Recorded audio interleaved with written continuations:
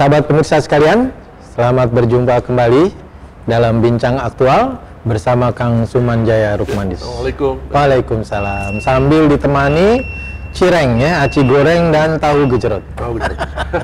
Ini khas Sunda ini ya. Cirebon ini. Oh, Cirebon ya kalau tahu gejrot ya.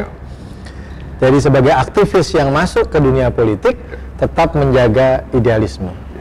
Tapi apa bisa bertahan di masa milenial sekarang ini, kata anak muda sekarang? Persyaratan bertahan kan dua, Pak. Satu, pertama memelihara stamina dan daya tahan tubuh. Yang kedua menguasai strategi rival kita, teman kita. Tanpa dua hal itu ya susah.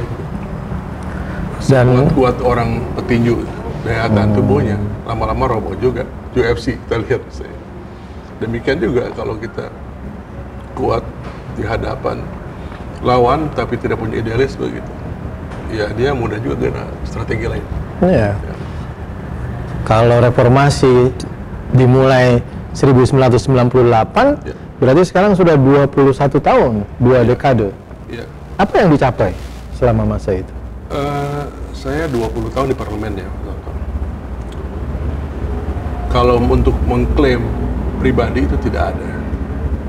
Tetapi ya, kita tidak memungkiri juga gitu ya, menangani beberapa kasus gitu. Misalnya tentang kehutanan, tentang lingkungan yang saya coba bantu tangani. Tentang pendidikan, ya. Bahkan ini ada usaha. Saya kan Komisi 3 nih.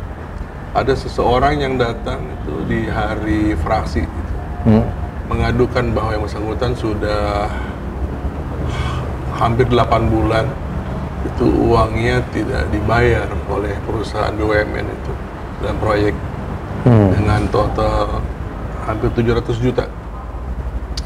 Terus kita minta bukti-buktinya, invoice segala macam, ada semua lengkap. Nah, terus saya datangi Pak Adang atas perintah ketua fraksi kan, dengan Pak Adang Pak Adang di Komisi 6 waktu itu menangani BUMN. Pak Adang telepon di rutnya, tapi yang bisa pergi saya pergi dengan yang bersangkutan sama istrinya. Datang ke sana, bertemu Pak Dirut, kemudian Pak Dirutnya lihat surat-surat semuanya lengkap, beliau telepon Direktur Keuangan, mengatakan iya kami datang hari Selasa, kemudian dikatakan di sana, oh maaf saya datang Rabu, kata Pak Dirut, ini hari Jumat cair. Demikian. Kemudian saya ditelepon lah oleh orang bersangkutan. Ini alhamdulillah sudah keterima semua 600 juta sekian tuh gitu. Terus beliau menghubungi saya. Kalau seperti ini Pak Suman, kira-kira fee-nya berapa? Fee apa sih? Ya biasa gitu. Oh, di PKS mah tidak ada. Gitu. Tidak ada gitu. Apalagi ini kan memang kewajiban kami begitu. Silakan dimanfaatkan. Karena kami sudah digaji oleh negara, digaji oleh rakyat gitu. Jadi ini pengabdi kami kepada rakyat. Oh itu luar biasa dia, nulis di medsos bisa. Dan viral ya? Sempat viral di medsos waktu itu kisah ya. Jadi seorang warga biasa, pegawai BUMN tiba-tiba ditolong oleh legislator ya? Bukan pegawai, dia kontraktor. Oh, rekanan. Subkontrak dengan BUMN itu. Yang kalau tidak dibayar bisa bangkrut kali ya? Oh, 700 juta, berat mereka. Dan berbulan-bulan, 7 bulan. Tapi ya itu alhamdulillah sampai sujud syukur ya. Kita juga apa ya? Artinya ada kemuliaan hati dari pihak BUMN itu kan itu. Itu juga alhamdulillah lah semua. Kita kan memfasilitasi saja. Tapi sebenarnya apa yang dibutuhkan bangsa ini, terutama generasi muda sekarang ya, agar menyelamatkan Indonesia sampai ya katakanlah 2045 nanti? Iya. Memang kita ini sekarang ada penggulatan ideologik gitu ya, yang cukup buat saya memprihatinkan. Ya. Pertama misalnya Pak Jokowi menerbitkan Kepres nomor 24 tahun 2016 tentang hari lahir Pancasila. Nah, ini kan ada polemik baru, kemudian berekor di pembentukan BPIP. Kemudian muncul RUU tentang HIP, ini problem. Yang akhirnya di cancel sementara ya? Sementara. Tapi sekarang kita lihat ada ada ekor-ekornya juga, misalnya tentang pengangkatan orang-orang tertentu yang dalam sejarah terindikasi gitu ya, berkenaan dengan Kitab MPRS nomor 25 tahun 66 misalnya gitu. Terus yang itu masih berlaku di dalam Undang-Undang nomor 12 tahun 2011 pasal 1 pasal 7 ayat 1 itu huruf B dinyatakan itu tetap masih berlaku. Itu pertama. Yang kedua tentang beberapa tokoh yang hilang dari sejarah kita. Kan yang mulia Al-Maghfurullah Bapak Kiai Haji Hasyim Asy'ari ya. Pendiri NU, pendiri negeri juga. Yang bikin resolusi jihad ya? Resolusi jihad luar biasa oleh itu kan. Resolusi jihad, kok bisa hilang namanya? Dari mulai hilang janggutnya, sekarang hilang namanya. Kemudian seperti Pak Rafran Pane, tidak ada juga. Pendiri HMI begitu. Dan tokoh pelajar, mahasiswa ya? Betul. Ini kalau memang tidak sengaja, ya kita mohon sekali direvisi lah. Gitu. Terus konflik-konflik yang sifatnya ideologik, saya kira jangan ditumbuh-suburkan, segera akhiri saja. Gitu. Kita normatif aja gitu ke rekor kita gitu. Ya, kesepakatan semula. Ini ada undang-undang dasar ini, ada TAP MPR ini, undang-undang seperti ini gitu ya. Terus yang kedua, generasi muda ini bukan diajarin hitam putih gitu ya. Jadi diberi kesempatan, dikasih ruang gerak mereka yang leluasa gitu. Dengan, sekali lagi mohon maaf, bukan soal koridor ya Pak Sabto. Bukan artinya ini pagar-pagar itu boleh langgar, bukan begitu. Ini loh ideologinya, ini undang-undang, ini konstitusinya begitu. Berikan kepada mereka. Bukan malah dihapus. Sebab nasionalisme kita juga akan hilang dengan globalisasi yang dahsyat seperti sekarang ini. Apalagi dengan sadar bahasa Indonesia hilang, Pancasila dihilangkan saya. Wah, ini akan tambah-tambah. Indonesia bisa tinggal nama ya? Saya, ya bisa juga begitu, demikian. Saatnya segera kita bangun bersama, kita hilangkan. Saya kira sebanyak-banyaknya perbedaan, pasti lebih banyak persamaan. Dan kita mulai yang sama itulah. Ya, biar nanti sejarah yang akan menyelesaikan perbedaan-perbedaan ini. Ya. Ini bukan seperti wasiat terakhir dari aktivis. Yang tadi mengubah rejim orde baru menjadi orde reformasi ya. Kalau misalnya pesan tadi, kearifan tadi tidak terlaksana, apa mungkin terjadi reformasi berikutnya? Ini kan siklus, sejarah pasti berulang. Cuma orang yang berbeda gitu, tokoh yang lain, dan tempat yang berbeda mungkin. Tapi nilai pasti dia akan punya, kalau nilai itu dihambat Mas Sabto, kebenaran dijaga, kejujuran dibohongi, dia akan cari jalan sendiri. Ya, dia akan menemukan dan menentukan jalannya. Nah, tinggal kita, apakah kita masuk ke lokomotif itu atau tergilas oleh rel lokomotif itu. Tinggal pilihan itu. Ini suara aktivis. Mas Abu. Ini sudah tebal. Dulu masih tipis. Idealisme masih tetap bertahan ya, tidak termakan usia tadi. Ya selama kita ada di situ ya konsisten gitu. Kalau soal makan, minum, rezeki istilahnya ya, nggak usah dicari, biar rezeki cari kita, dia pasti datang. Seperti kematian, jangan dicari, nanti akan datang kepada kita.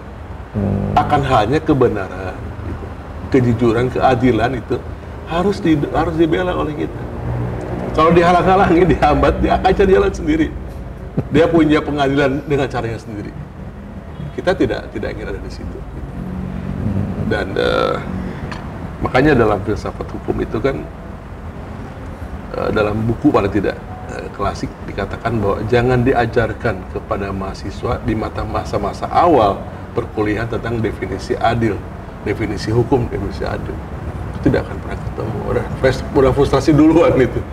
Tapi orang tua inilah yang sepatutnya gitu kan menyelenggarakan, melaksanakan apa itu kejujuran, apa kebaikan, kebenaran, apa itu keadilan itu dengan kapasitas dan profesi masing-masing. Gitu. Jadi kalau itu bisa, apa indikasinya? Pertama, tidak mengkhianati nurani gitu ukuran. Menurut kita, wah ini kita zolim nih, gitu. Dan jangan diteruskan.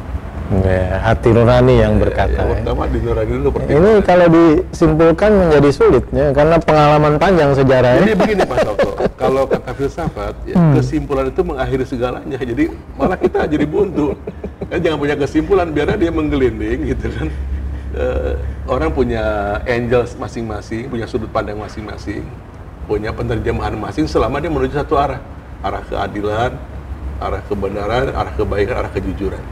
Ya, tapi kalau dibiarkan melinding bisa sampai sahur ini kita wawancara. Iya, makanya itu ada kurikulum pendidikan, ada kurikulum kehidupan itu kan. Dahsyat sekali ya. Dan saya kira seperti moto itu ya, tentang misalnya sederhana. Dari dulu Pak Harto udah menyampaikan hidup sederhana itu, pola hidup sederhana. Tapi kan kita bisa lihat kenyataannya. Sejauh dia jargon, ya susah orang nanti. Tapi kalau dia punya prinsip, misalnya nih, kesederhanaan adalah mahkota di segala kemewahan. Berarti dia puncak mewah itu di kesederhanaan itu. Gitu. Demikian. Soal kepuasan itu baru tercapai setelah dibatu nisan. Gitu. Jadi selama orang menuju sahwatnya, gitu, selama belum pakai kafan, ya nggak pernah akan ada puasa. Nah itu jangan sampai mengalahkan kebenaran, kebaikan, keadilan. Ya, demikianlah pemirsa sekalian. Ini bukan tausiah Ramadan ya, tapi kearifan dari seorang politisi yang dulunya adalah aktivis ya. Kita berharap generasi milenial menjadi lebih bijaksana meskipun usianya muda ya. Ya, karena dia belajar dari pengalaman kan, dari sejarah ya. Tapi juga orang bisa frustrasi kalau misalnya yang dia lihat di sekitar dia antara pernyataan berbeda dengan kenyataan. Orang frustrasi. Jadi sekarang ini kita memang mendambakan adanya profil yang profetik gitu, tapi kan itu tidak mudah. Kata Agim kan, dimulai dari yang kecil, dimulai dari sekarang, dimulai dari diri sendiri gitu. Jadi ibda bi nafsika wa nuhairuka, kita mulai kita sembari mengajak yang lain. Ya. Demikianlah pemirsa sekalian, bincang aktual kita bersama senior Sunmanjaya Rukmandis ya, aktivis himpunan mahasiswa Islam yang bergabung ke Partai Keadilan dan kemudian tetap menjaga idealismenya di Partai Keadilan Sejahtera. Di Partai Keadilan sudah sejahtera katanya. Tapi beliau tetap setia naik KRL kalau perlu ya. Dalam rangka tugasnya dan tetap memperhatikan isu-isu penting seperti dasar negara ya, jangan sampai ditafsirkan oleh satu kelompok saja. Bukan satu kepentingan. Nah, sekarang yang saya tulis di buku itu kan TAP 2 itu kan dicabut, TAP 278 dicabut dan TAP 1898 itu kan hilang. Jadi yang hilang pertama itu P4, oke lah, nggak apa-apa tafsir ya. Tapi di bagian keduanya Pancasila sebagai ideologi bangsa dan dasar negara ikut tercerabut juga. Nah sekarang adanya di mana? Sekarang adanya terletak pada TAP 1 Romawi 1 tahun 2003 di pasal 6. Nah MPR sekarang mau nggak ngebongkar itu? Ngebongkar TAP 1 2003, meninjau pasal 6, memandang kembali TAP 1898, langsung ke TAP 278. Kalau itu mau, silakan. Dia akan ketemu dengan Inpres nomor Romawi 12 tahun 68, tanggal 8 Maret, tanggal 13 Maret tahun 68. Itulah Pancasila yang susunannya itu secara tabulatif 1 sampai dengan 5 produk Pak Harto. Demikian. Yang sebelumnya hanya tabulat, semuanya tadi ada naratif kan. Naratif. Di situ ada susunan Pancasila 1 sampai dengan 5. Ini kompromi sejarah. Dan tidak boleh diubah ya? Iya. Permasalahannya adalah Inpres itu kan di dalam hierarki perundang-undangan kita ya tidak di atas posisinya kan. Undang-undang dasar pertama kan undang-undang dasar, yang kedua TAP MPR, ketiga undang-undang, garis miring Perpu gitu. Nggak ada Inpres di bawah. Ini perlu dibenahi. Nah, mungkin generasi sekarang, legislator sekarang bisa mengusulkan itu dinaikkan. Tadi saya bilang kalau mau MPR itu coba meninjau kembali ketetapan MPR nomor Romawi 1 garing MPR garis miring 2003. Khususnya melihat ke pasal 6. Kemudian di pasal 6 itu ada TAP MPR nomor Romawi 18 tahun 98 yang mencabut TAP 2 tahun 78. Itu akan jadi kedamaian itu insya Allah. Ya, semua melihat kembali. Kan ramainya sekarang ada Trisila, Ekasila gitu. Karena dari Kepresnya Pak Presiden Joko Widodo itu. 24 tahun 2016. Tapi kalau semua kompromi sekarang nih, Ya insya Allah, bukan soal 3 periode aja, bukan. Tapi masalah ideologi ya. Ya, jadi keprihatinan seorang politisi senior ya untuk tetap menjaga rel kebangsaan kita, ya, rel kenegaraan kita.